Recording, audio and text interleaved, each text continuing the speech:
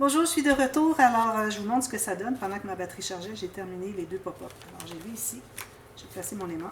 Alors, il va rester à mettre une petite carte. Alors, je choisirai un petit tag, quelque chose de plus haut, parce que ça va jusqu'en bas. Sinon, ce que vous pouvez faire, si vous avez quelque chose de vraiment pas haut, vous pouvez coller le fond. Ou, ce que vous pouvez faire aussi, c'est de faire un tour avec une ficelle. Alors, avec la ficelle, ça ne rentrera pas à l'intérieur.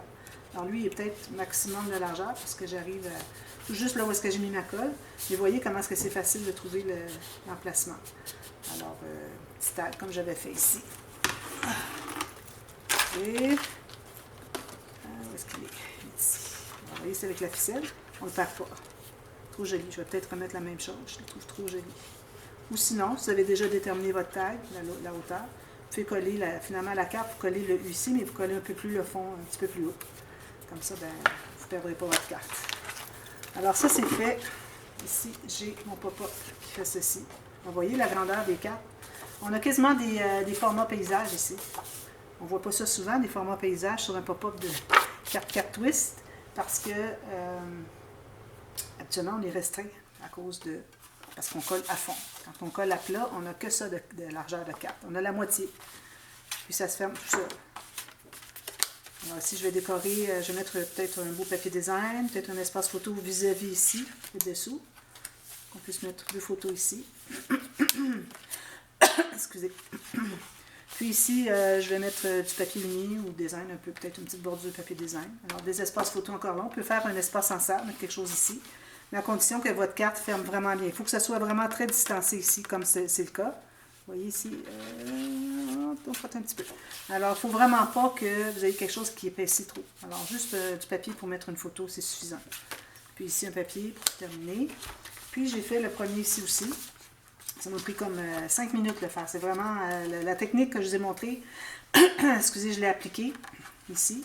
Puis, c'est vraiment très rapide. Puis, ça fonctionne toujours très bien. Facile à fermer.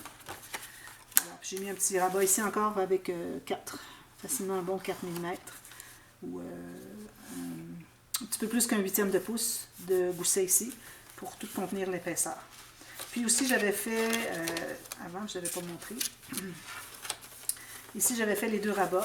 Je ne les ai pas fait tout à fait assez haut qu'ils se croisent. Alors, ou bien vous les faites plus haut qu'ils se croisent ici. Mettre un aimant dessous lui qui va se magnétiser ici. Alors, il faut vous dépasser au moins 2 cm. Parce que si vous voulez que l'aimant ne soit pas trop proche du bord ici, né d'ici, alors il faut que ça se croise plus. Okay, si vous croisez juste un petit peu, vous n'avez pas d'espace. Croisez plus, vous avez beaucoup d'espace. Moi, ce que je vais faire, c'est que je vais utiliser mon poinçon 2,5 cm, un pouce circulaire. Puis, je vais en ajouter un ici, puis il va y avoir l'aimant derrière. Alors ça, c'est une façon pour, quand on voit qu'on n'a pas suffisamment d'espace pour pouvoir mettre nos aimants et puis pouvoir faire le matage sans qu'on voit le profil, pour qu'il se magnétise aussi, qu'il soit assez proche pour se magnétiser, bien, vous ajoutez finalement la longueur de votre carte, puis ça fait très joli aussi d'avoir un petit onglet circulaire. Alors là, moi, le mien est brisé. Je ne sais pas si, bon, peut-être vous ne l'avez pas vu, je ne sais pas si c'était dans ce projet-ci. Je crois que oui, que c'était brisé. Alors, j'ai écrit à la compagnie, puis ils m'ont juste demandé une photo, mes coordonnées, et puis expliqué un peu. Et puis, j'ai envoyé le message, puis ils m'en envoient un. Je devrais le recevoir aujourd'hui. Alors, je vais finaliser ça quand je vais l'avoir. Alors, peut-être que demain, vous allez voir qu'il est terminé. Alors, je vais coller comme je fais habituellement avec, on l'avait fait, je ne sais pas dans quel projet, là, il n'y a pas longtemps. Là. Alors, vous pouvez mater d'un côté, puis vous le collez ici. Ensuite, vous placez votre aimant derrière. Vous matez encore. Ensuite, vous matez ici et ici. Peut-être que moi, à l'intérieur, je vais les laisser blancs. Pour pas ajouter trop d'épaisseur. Je n'ai pas de gousset. Je n'ai pas fait de gousset ici. Vous pouvez en faire un si vous voulez. Puis moi, je vais mettre juste un espace photo ici. Là, quelque chose comme ça. Je n'ai pas installé encore mes espaces photo. Puis des incrustations autour. Vous pouvez mettre un papier uni à la grandeur, comme vous voulez. Ou un papier design, si vous avez beaucoup de papier. Alors ça, c'est fait. Alors lui ici, lui aussi, je l'ai fait souvent. Alors j'ai installé un rabat. Alors moi, pour tous mes rabats, même mes cartes ici, j'ai pris du papier plus épais, alors j'ai du 300 grammes. Tous les rabats que j'ai fait, c'était avec du 300 grammes. Je trouve que ça fait quelque chose qui se tient bien. En plus, pour les pop-up, ben, ça fait plus de poids. Alors, c'est encore plus facile à faire fermer comme ceci. Alors voilà. Alors, j'ai mis ce rabat ici, toujours à l'extérieur, quand on fait un pop-up, il doit s'ouvrir au complet. J'ai une bande de collage ici, j'ai tout simplement collé le long de ma page. Je me suis assurée de faire pas tout à fait la largeur ici. 3 ou 4 mm de moins. La hauteur est à peu près, bien, idéalement la même que ici, on travaille sur la doublure de page. Alors, que la doublure de page. J'ai deux bandes qui ne sont pas tout à fait, alors peut-être une fois et demie la largeur de la page, comme ça, vous voyez. Je l'ai fait souvent, je vais le refaire. Alors, premièrement, on doit trouver le centre. Alors, j'ai une bande étroite et une bande plus haute, peut-être un peu trop haute. Je vais en enlever un petit peu. Alors, juste que j'aime bien en avoir une. Souvent, je la mets derrière, mais maintenant, je la mets devant. Je trouve que ça fait plus joli encore. Alors, j'aime bien avoir une plus petite devant, alors moins haute, comme ceci. Alors, vous trouvez le centre. Je vais mettre mes deux en même temps ici. Alors, je ne le ferai pas au complet. Je vais juste, comme je vous dis, montrer comment installer, puis ensuite, vous ferez le matage, tout ça. Alors, j'ai fait ma bande, ma marque, ma ligne de pliure au centre, exactement. Ensuite, je fais une ligne de pliure environ 4 ou non, 6 ou 8, 9 mm. Ou un bon quart de pouce. Ça. Ensuite, on plie toujours du côté montagne. Là où est-ce que ça plie, jusqu'à la ligne de pliure, je vais faire un beau biseau. Ça, les deux. On fait les deux en même temps. Vous pouvez assurez-vous que les deux soient bien égales quand vous pliez. Alors ici, peut-être que je vais modifier un petit peu mon pli. Ici. Puis, un bon biseau, un bon angle. Alors là, vous allez placer le centre qui est ici sur votre marque, toujours la même marque que j'ai sur ma planche à rainure. Alors, je mets ici. Puis, ce que je fais, c'est que ma ligne de pliure qui est ici, je vais la tasser de 3 lignes. 1, 2, 3. Ça fait 1 cm environ. Alors, comme ceci, inégal. C'est important de faire les deux mêmes choses. Même chose en haut. Je tasse de 3 à droite. Comme ceci. Même chose ici.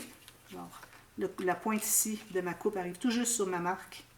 Le crayon sur ma planche.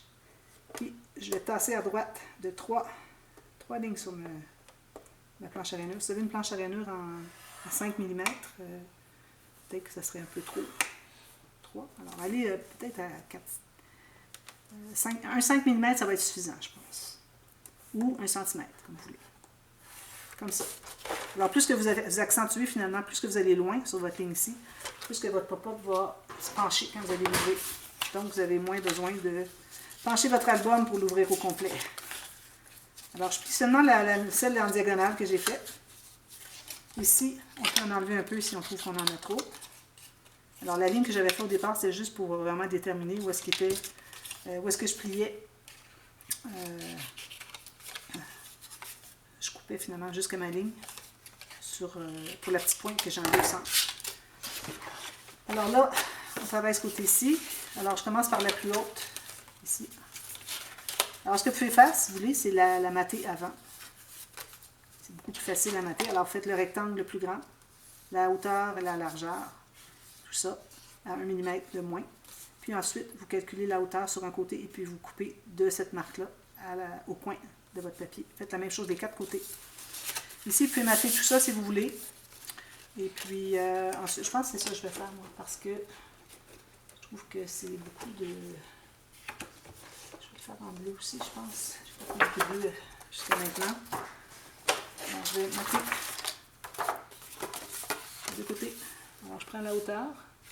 Alors, tout ce qui va me rester à mater, vu que j'ai tout maté, c'est juste les bandes de collage derrière nos pop-up. Alors ici, tout jusqu'au bord, à l'intérieur du pli, de où est-ce que ça plie notre rabat.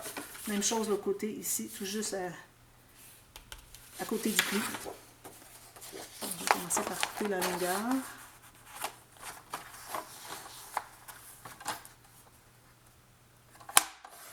Comme ceci. Ensuite, ici, ici, puis celui-ci.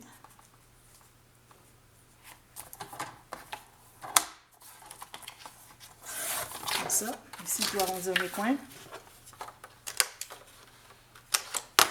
Je passe la marque. Je mets de la colle derrière. Là, il faut penser aussi au fermoir. On a besoin de fermoir. Alors, le fermoir, peut-être que je l'ajouterai par-dessus mon papier de matage, ici. Et puis, je mettrai un sticker, une carte, quelque chose, pour mettre un espace en serre de toute façon. Alors, le fermoir, vous pouvez l'installer avant ou après. Alors, ça peut être un fermoir soit avec aimant, comme j'ai fait à date sur toutes mes pages à peu près, sur cet album. Et puis, sinon, on peut faire un onglet rotatif avec un petit rabat.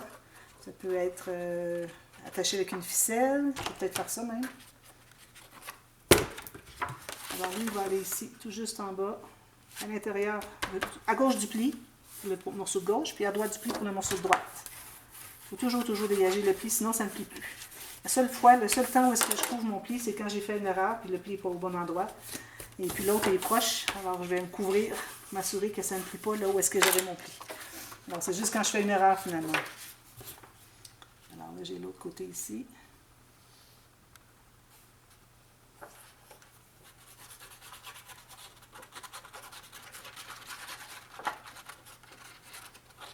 Un petit peu partout, un peu brisé, peu à la fois. Puis bien important de tout bien presser ça. Comme ça ici, parfait. Toujours sur le côté. En haut. Ici. Ça soit trop collé. Je vais tasser un petit peu ici. J'ai une petite bordure sur le côté ici peut-être. Comme ça.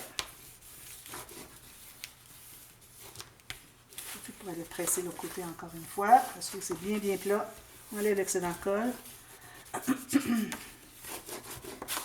Voilà. Ensuite, alors là, je vais arriver avec mon plus grand. Alors, j'ai un grand, un petit. Prenez le plus grand. Mettez de la colle sur la bande de collage de un des deux. Puis, là, vous décidez. Alors, il faut que les coins, ici, arrivent à l'intérieur. Alors, il ne faut pas que ça dépasse la page. Puis, si vous le mettez le plus ouvert comme ça va pencher plus, je crois. Alors, moi, je vais le mettre comme ça. Alors, décidez d'un angle. C'est important que la pointe de votre triangle ici coupé arrive tout juste sur le pli. Comme ceci. J'aurais pu monter un peu plus pour aller chercher de l'espace, mais bon, trop tard maintenant. Puis puisque j'ai mis de la colle sur mon papier de matage, alors je ne vais plus changer d'idée. Comme ceci. Alors quand vous allez l'ouvrir, ça va faire ceci. Vous voyez, pencher. Beaucoup. Là, vous fermez tout ça. Vous assurez que c'est bien droit. Vous mettez la colle sur l'autre bande de collage. Alors ça, ces bandes de collage-là, il va rester juste ça à mater. Puis là, vous allez le fermer comme ceci. Je suis peut-être un petit peu trop sur le pli. Est-ce qu'il est encore temps de me tasser un peu? Non. Je vais devoir décoller, remettre de la colle. Il manque environ un quart de millimètre, juste pour dire que j'étais un petit peu trop proche du pli. Comme ça, c'est bien. Je vais faire le presser derrière. Puis là, je vais fermer ici. Ça ferme mieux. Puis ici.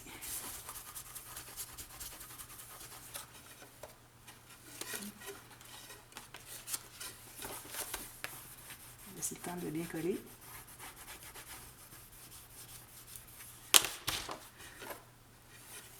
Alors, je vais l'aider un peu. Je vais aller presser sur mes bandes de collage. Je m'assure qu'il n'y ait pas de... Surtout quand on a maté, il faut faire attention pour pas d'avoir de débordement de colle.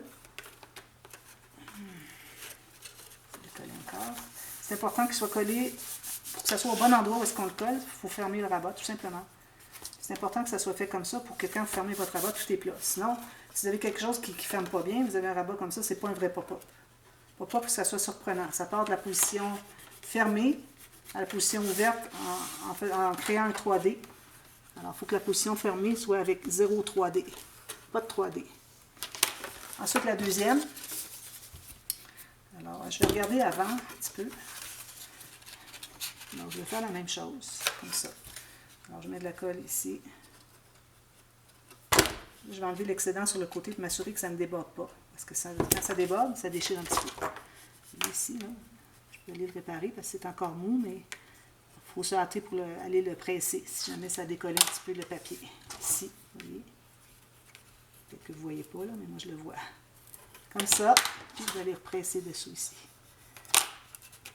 Alors lui, je mets un côté encore. Idéalement, si on peut avoir une ligne perpendiculaire, c'est-à-dire parallèle avec le premier pop-up, ce serait l'idéal. Alors, je vais le mettre ici, peut-être un peu plus proche. Comme ceci, avec mon pli du centre bien vis-à-vis le pli de la page. Alors ici, je vais le mettre parallèle. Alors, ma ligne ici va être parallèle avec celle qui est ici. Là, on va fermer, on va presser tout ça. On va aller voir s'il n'y a pas de débordement de colle, l'enlever avant que ce soit trop tard. Ça déchire tout. Alors lui, on ne peut pas le fermer comme ça parce que là, on arrive avec, vous voyez, on arrive derrière ça. Alors ce qu'il faut faire, c'est qu'on met la colle, mais on doit l'ouvrir avant de la coller. Encore là, j'enlève l'excédent de colle. Je vais l'étendre un peu pour pas que ça déborde. J'ai des petites lingettes avec moi. Alors là, ce que je vais faire, c'est que je vais le placer comme ceci. Puis je vais le tenir qu'il ne touche pas à la page tant que je n'ai pas complètement fermé mon rabat. Alors je le tiens encore, vous voyez. Là, quand je le ferme, là, il va prendre sa bonne place. Comme je dis, la place qu'il doit prendre, c'est pas vous qui décidez, c'est quand vous pliez votre rabat qui va se décider. Le premier peut décider, mais le deuxième, c'est là que ça va aller. Je vais aller l'ouvrir un peu pour voir s'il n'y a pas de débordement de colle. Ici, il y en a. C'est pas collé.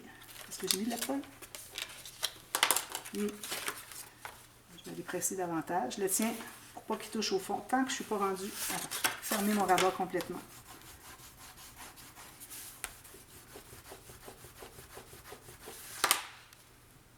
Je vais l'aider. Je vais pousser en même temps. Puis je vais aller presser avec mon plioir. La bande de collage derrière.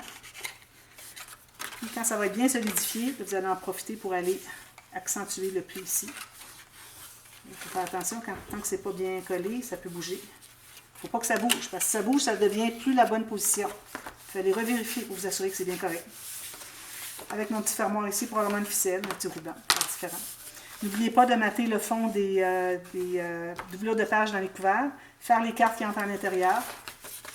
Alors, je vous reviens avec tout ça terminé. Je vous montre mes petites instructions de matage, s'il y en a ajoutées.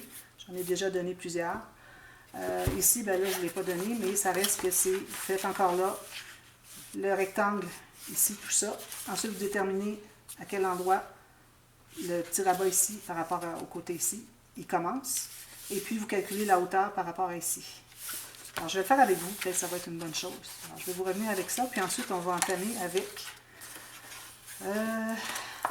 la ceinture de l'album. J'ai déjà tous mes morceaux qui sont sur mon tapis de travail depuis tout le temps que j'ai fait l'album. Alors, ce sont tous les morceaux.